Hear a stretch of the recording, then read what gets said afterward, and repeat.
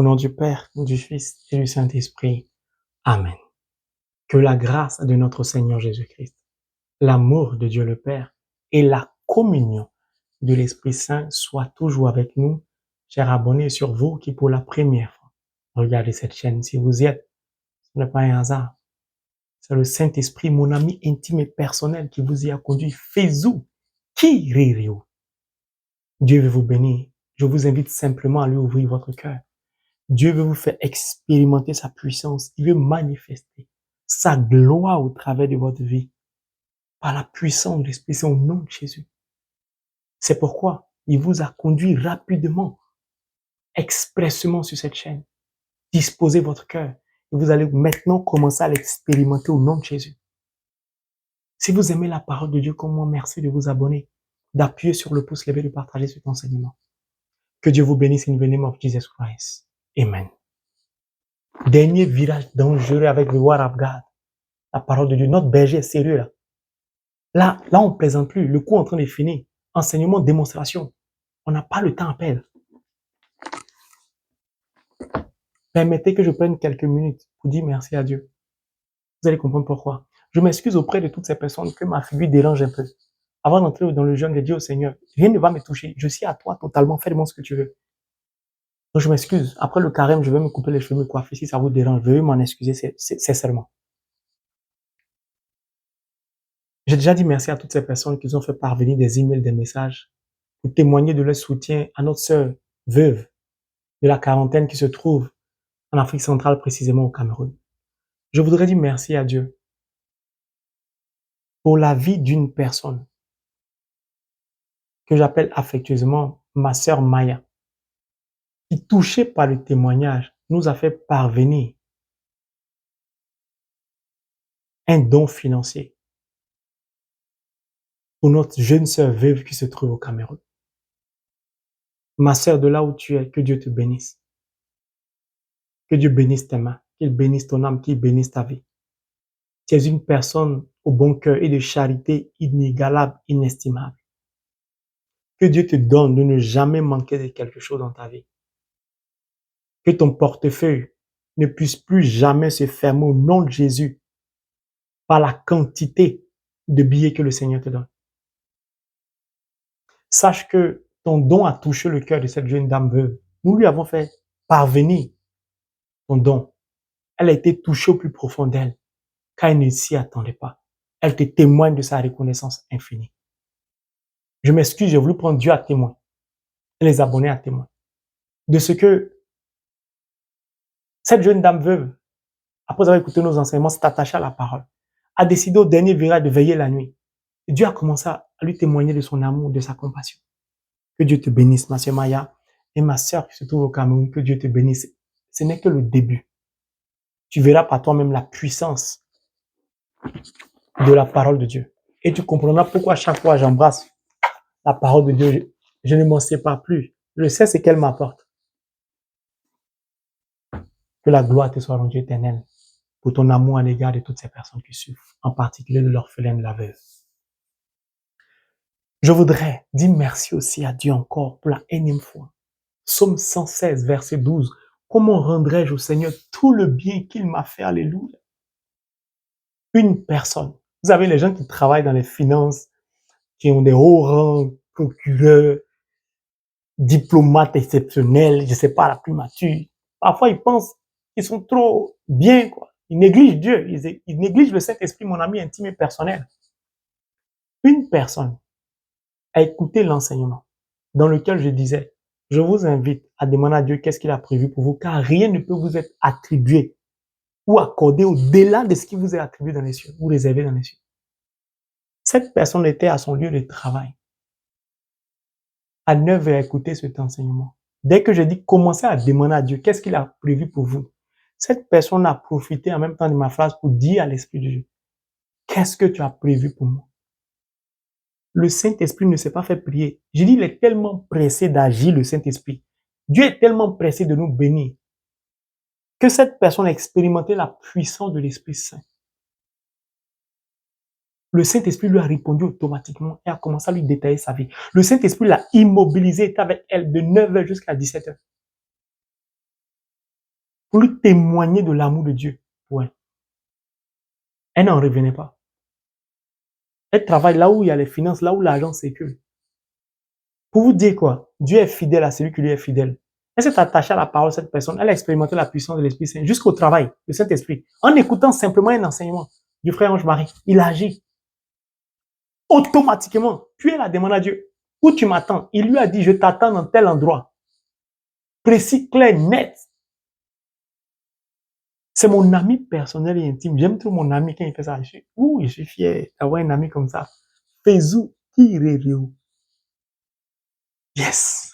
Gloire te soit rendue, Père, pour la puissance de ton esprit qui touche les âmes, les cœurs au travers.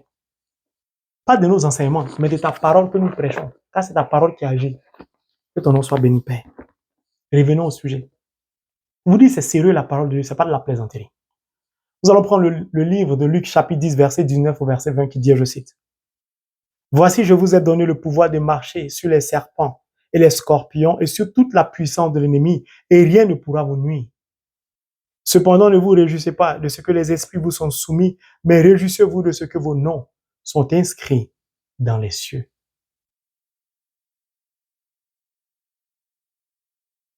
Tu es une femme, tu te trouves au Togo, tu as un magasin de pagne.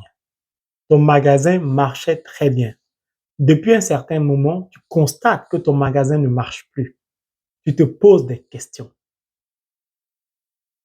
Le Seigneur voudrait te dire simplement et clairement qu'il y a une autre dame qui est entrée dans ton magasin ou dans ta boutique, qui a touché un article de ton magasin. Elle a envoûté ton article, ou au travers de cet article, elle a envoûté ton magasin. Elle en est ressortie. Depuis ce temps, ton magasin ne marche plus. Mais le Seigneur me charge de te dire, par la puissance de l'Esprit Saint au nom de Jésus, il va faire revenir cette dame. Elle va venir se confesser auprès de toi. Elle va te dire ce qu'elle a fait dans ton magasin. C'est mon ami personnel qui fait ça. Le Saint-Esprit, fais-ou qui verrez-vous. Père, que ton nom soit béni pour la vie de cette dame qui a subi cette pratique mystique. L'honneur, la gloire, le pouvoir, la puissance te reviennent, toi qui vis et règne pour des siècles des siècles. Amen. Nous poursuivons. Mon frère, ma sœur, je voudrais que tu t'asseyes et que tu te poses une seule question. Est-ce que je mène une vie simple, essentielle? Comme le dit un membre de mon groupe, nous avons besoin d'un retour à l'essentiel dans notre vie. Le Seigneur vient te demander aujourd'hui simplement, clairement et profondément, quel sens donnes-tu à ta vie? Quelle est l'essence de ta vie? C'est-à-dire, qu'est-ce qui est essentiel pour toi au jour d'aujourd'hui dans ta vie? Sur cette terre des hommes, qu'est-ce qui est essentiel pour toi? Car lui, le Christ, il te dit maintenant, ta seule et unique priorité doit être la recherche du royaume des cieux. Mais il commence par quoi? Il dit, je vous ai donné le pouvoir de marcher sur le serpent et le scorpion et sur toute la puissance de l'ennemi. Et rien ne pourra vous nuire. Il a envoyé les disciples, 72, deux par deux. Et les disciples sont revenus joyeux. Je vous invite à lire tout le chapitre. Pourquoi? Parce qu'ils ont terrassé le démon. Ils ont détruit les œuvres du démon. Ils ont chassé le démon. Ils ont chassé les esprits maléfiques. Les disciples n'en revenaient pas. Et le Christ leur rappelle, c'est moi, Jésus-Christ, qui vous ai donné ce pouvoir, cette autorité, cette puissance de détruire les œuvres du diable, de chasser les esprits mauvais, de sauver des âmes. Ce pouvoir, c'est moi qui vous l'ai donné. Puis, il leur dit que rien ne pourra vous arriver. Rien ne pourra vous nuire. Le diable ne pourra jamais vous faire du mal. Bon, marquons une pause là d'abord. Mon frère, ma sœur, eux, ils étaient disciples, comme nous sommes disciples aujourd'hui, pour ces 40 jours de marche avec la parole. Le Christ n'était pas encore mort, il n'était pas parti, il n'avait pas encore envoyé le Saint-Esprit. Alors je vous pose une question. Quel est ce pouvoir que le Christ leur a donné? Bien sûr que je vais vous aider à trouver la réponse. Repartons au verset 17 de Luc chapitre 10, vous allez comprendre. Les 70 revinrent avec joie, disant, Seigneur, les démons même nous sont soumis en ton nom. Mon frère, ma soeur, j'espère que tu as bien compris ce que je viens de dire. Les disciples n'ont pas dit, nous, on a chassé le démon. Ils ont dit non. Ils n'ont pas dit ça. Ils ont dit, en ton saint nom, au nom de Jésus, on chassait les démons. En utilisant ce simple et saint puissant nom, comme le dit la Bible, ce nom était au-dessus de tout nom. Ils arrivaient à vaincre le diable. Ils arrivaient à vaincre l'ennemi. Ils arrivaient à écraser les œuvres de l'ennemi. Mon frère, ma soeur, tu es baptisé, confirmé, marqué du sceau de l'Esprit Saint. Explique-moi, pardon. Pourquoi le diable te terrorise? Pourquoi le diable arrive à te traumatiser? Pourquoi le diable arrive à te persécuter? Pourquoi le diable arrive, même tes songes, à les envahir? Pourquoi tu veux me parler de l'idolâtrie qui accourt dans ta famille? Pourquoi tu penses que les sorciers, les hommes mystiques, des pratiques mystiques, tels sacrifiés de ta famille, interagissent encore sur toi aujourd'hui dans ta vie? De deux choses l'une. Soit tu ne lis pas la parole de Dieu, mieux. Soit tu ne l'écoutes pas. Tu ne conformes pas ta vie à la parole de Dieu. Encore moins tu la mets en pratique. Pourquoi? Les disciples, ils sont avec le Christ, le Verbe incarné. Ils ont été enseignés par notre berger. Puis le berger leur a dit, mettez en pratique les enseignements, car je vais partir bientôt. S'il y a des erreurs, il y a des failles, je vais vous corriger. Puis le Christ leur a dit, voici ce qui vous est réservé dans les cieux. Vous devez accomplir la volonté de Dieu, c'est-à-dire servir Dieu. C'est sur vous je compte pour la prolongation de mon ministère. Ils ont emprunté le chemin indiqué par le Christ. Ils étaient donc dans la volonté de Dieu, c'est-à-dire ils étaient conformes à la parole de Dieu. Ils étaient conformes au projet de Dieu dans leur vie, sur leur vie. Le résultat ne s'est pas fait attendre. Mais souvenez-vous, je l'ai dit dans un de mes enseignements, ils n'ont pas pu chasser un esprit mauvais d'un enfant lunatique. Le Christ a chassé l'esprit. Ils ont dit au Christ, pourquoi nous n'avons pas pu chasser ce démon? Jésus leur a dit, ce genre de démon, on ne peut les chasser que par la prière et le jeûne. Si Dieu t'a donné le pouvoir, qu'est son saint nom, d'écraser le serpent et le scorpion, c'est-à-dire les œuvres de l'ennemi, c'est-à-dire de chasser le diable, de le vaincre partout, en tout temps et en tout lieu. Pourquoi le diable arrive à bloquer ton mariage, à bloquer ton enfantement, à bloquer ton travail, à bloquer tes finances, à bloquer tout ceci, cela, à vous plonger dans la pauvreté? Simplement parce que soit tu ne lis pas la parole de Dieu, ta vie n'est pas conforme à la parole de Dieu, donc tu n'honores pas le saint nom de Jésus, ou tu ne sais même pas que le saint nom de Jésus, ce nom est au-dessus de tout nom. Quand ce nom, tout genou fléchit dans les cieux. Comme tu n'as pas connaissance de la puissance de ce pouvoir qu'est ce nom, tu banalises ce nom. C'est quand tu souffres, tu dis Jésus, oh, mon Seigneur, oh, je suis fatigué, oh, Seigneur. Toi, tu utilises ce pouvoir négativement dans ta souffrance, dans ta douleur. Alors qu'on te dit que ce nom est au-dessus de tout nom. C'est un verset biblique. Pourquoi? Tu as peur de l'idolâtrie qui accourt dans ta famille. Tu penses vraiment qu'un sorcier peut te toucher? Le Seigneur dit t'a donné le pouvoir pour le terrasser. Pourquoi lui, il arrive à te terrasser? Parce que lui qui te terrasse là, que tu appelles le diable, les esprits maléfiques, ils respectent ce que les patrons leur demandent de faire. Est-ce que toi, tu respectes ce que Dieu te dit? Est-ce que tu utilises la violence pour lire la parole de Dieu? Est-ce que tu te disciplines pour lire la parole de Dieu? Pour ton travail, tu es discipliné, tu ne manques pas l'heure du travail. Les réunions, tu ne les manques pas. Tu es prêt à voyager pour t'accompagner. Pour t'accompagner, tu vas jusqu'à un salaire. Tu vas jusqu'à ne pas voir tes enfants toute une journée. Surtout en Europe. C'est pas de leur faute. La société est comme ça. Tu vas au travail le matin. Tu commences à 7 heures. Tu finis à 17 heures. C'est-à-dire que tu déposes tes enfants à la crèche. Seigneur. Ou à la garderie. Tu vas faire comment?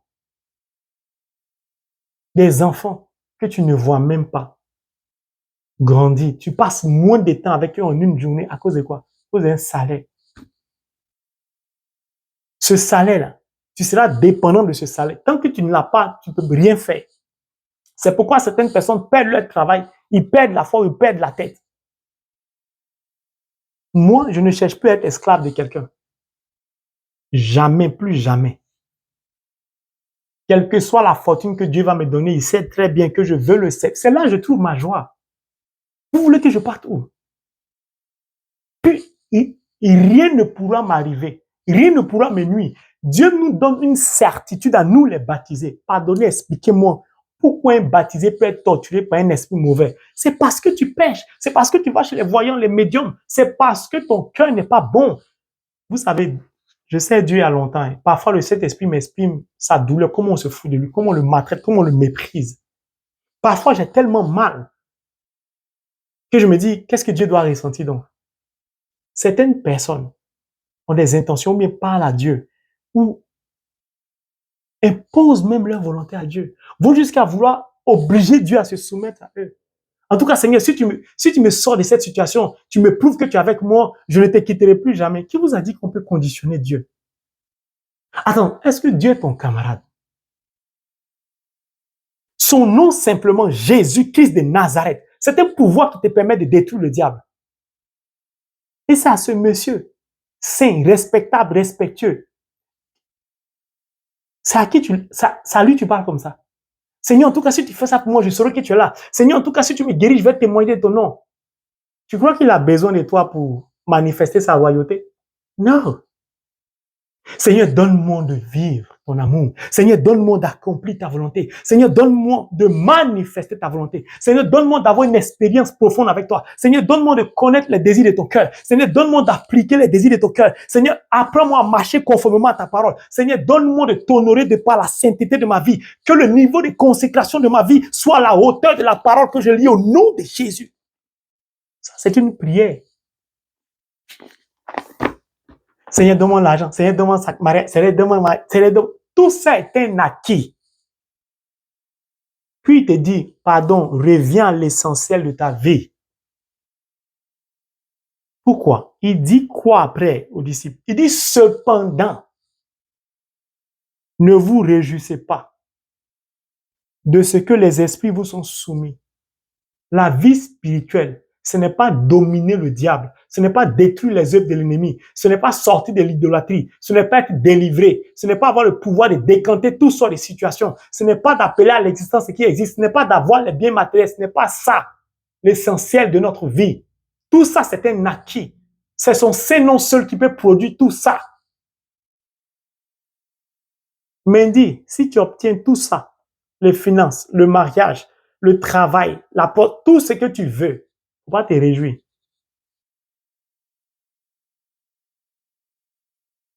Ne vous réjouissez pas de ce que les esprits vous sont soumis. Mais, opposition, réjouissez-vous de ce que vos noms sont inscrits dans les cieux. Tout chrétien baptisé doit avoir un seul but dans sa vie. Emprunter le chemin qui va le conduire au royaume des cieux. Or, ce chemin-là, le voici. Puis, il se résume en un seul verset. En un seul. Aimez-vous les uns les autres. C'est tout. Que tu sois expert comptable en expert, ne te réjouis pas. Que tu sois procureur, que tu travailles dans les finances, que tu travailles à l'international, Nations Unies, Dieu te dit calme-toi, faut pas te réjouir. Car ton rang social ne garantit pas ta place dans les cieux. Car les disciples, eux, ils ont eu déjà de leur vivant la certitude que leurs noms sont inscrits dans les cieux. Est-ce que toi, tu as la certitude que ton nom est inscrit là-bas?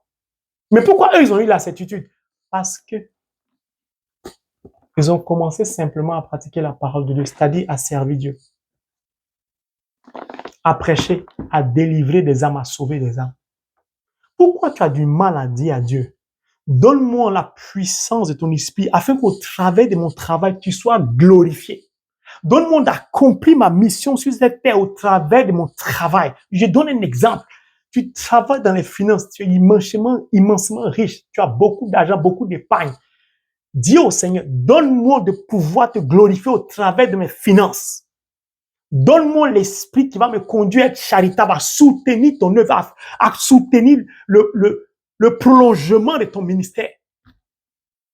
Tu as des biens immobiliers. Dis au Seigneur, je veux te glorifier au travers de mes biens immobiliers.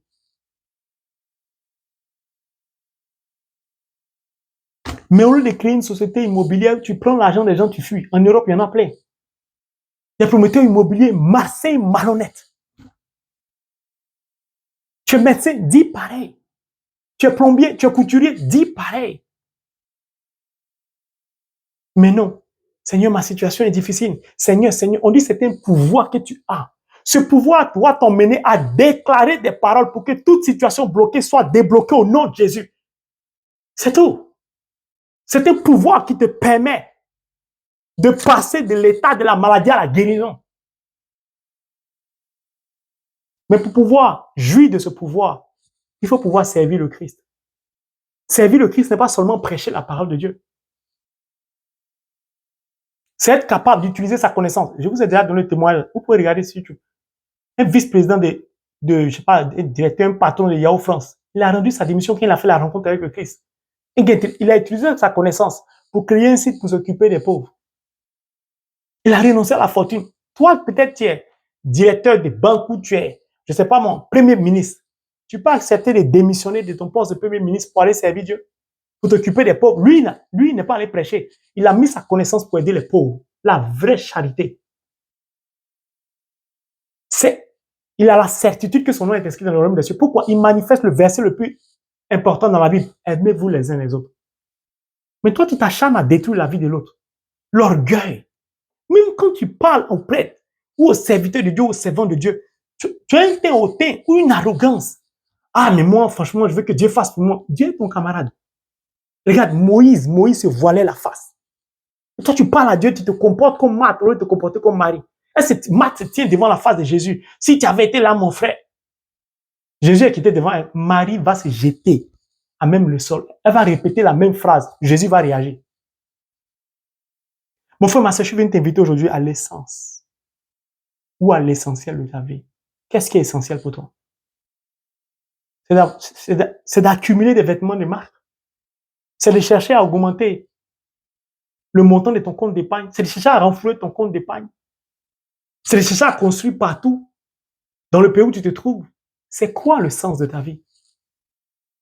Pour que ton nom de ton vivant soit inscrit dans le royaume des cieux, c'est que de ton vivant, tu commences à servir Dieu.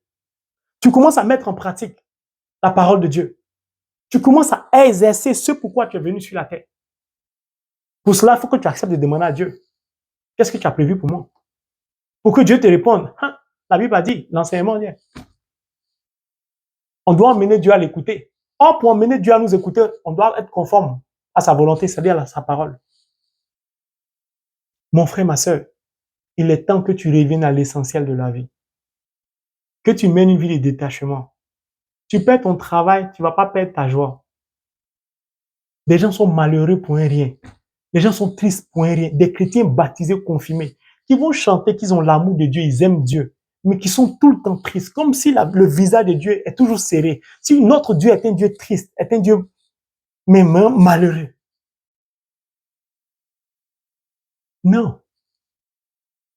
Apprenons à vivre simplement. Si à Dieu il plaît que tu marches, marche. C'est tout. Si à Dieu il plaît que tu n'as pas un travail, rends-toi disponible pour accompagner les gens au pèlerinage, pour aller nettoyer l'église. Fais quelque chose de ta vie. Mon frère, ma soeur, c'est l'enseignement que j'ai voulu partager avec toi. Parce que la Bible est claire. Cependant, ne vous réjouissez pas de ce que les esprits vous sont soumis.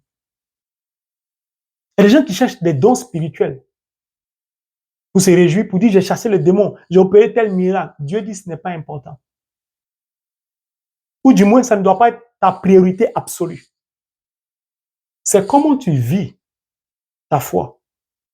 Comment tu manifestes l'amour de Dieu.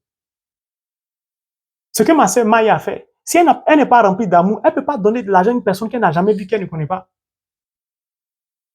Mais ma soeur Maya, c'est une personne qui soutient beaucoup mon ministère.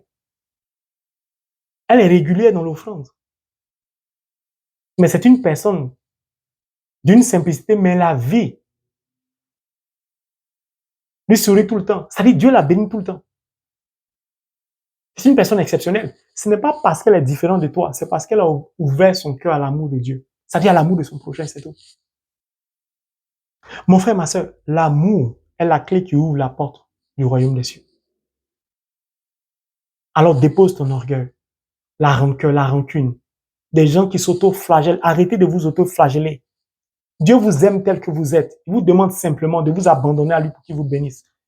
Ne faites pas du mari. Il y a des gens qui veulent forcément se marier au point où ils ont oublié que l'essentiel de la vie, c'est de parvenir au royaume des cieux.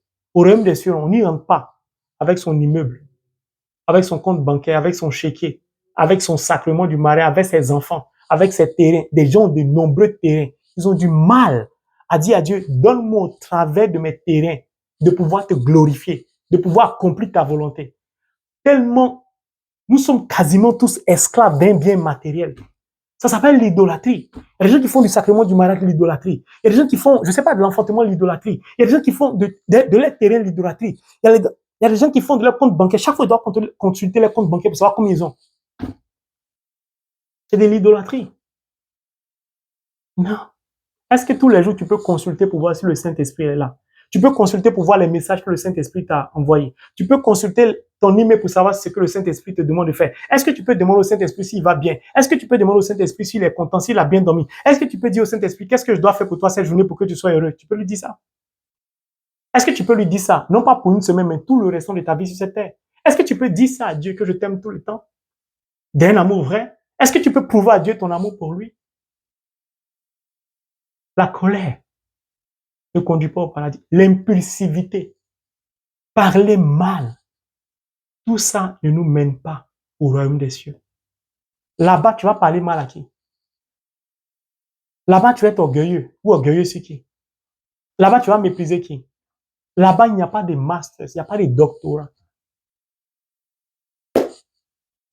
Le royaume des cieux. Vous savez, un jeune frère, une connaissance de mon épouse, que j'ai rencontré il y a 2 ans, un jeune, la trentaine, un jeune américain qui allait épouser une fille au Ghana. Il est revenu, elle est enceinte de lui de 5-6 mois. Elle devait venir le rejoindre ici aux États-Unis pour vivre leur vie. Ils se sont mariés pour l'église. Il est décédé ici. À peine 30 ans, 35 ans. Laissant une femme seule, veuve, très jeune, enceinte. Vous voyez, on ne sait ni le jour, ni l'heure. Ni le jour, ni l'heure. Si vous ne préparez pas le chemin maintenant, si vous ne cherchez pas à vous détacher maintenant, arrêtez de courir après les biens matériels de ce monde. Le dernier virage, le Seigneur nous invite à une réflexion profonde sur l'état de notre vie spirituelle. Que Dieu nous donne rempli de son Esprit Saint, de pouvoir avoir la certitude de notre vivant, de ce que notre nom est inscrit dans les cieux. Car ce privilège n'est réservé qu'aux baptisés confirmés, dont la vie est conforme à la parole de Dieu. Car des païens qui avaient la vie conforme à la parole de Dieu, mais qui ne croyaient pas à Dieu, se retrouvent au paradis. Je vous invite à lire le livre du Père James Manjacal, J'ai vu l'éternité. Que Dieu nous bénisse. Amen.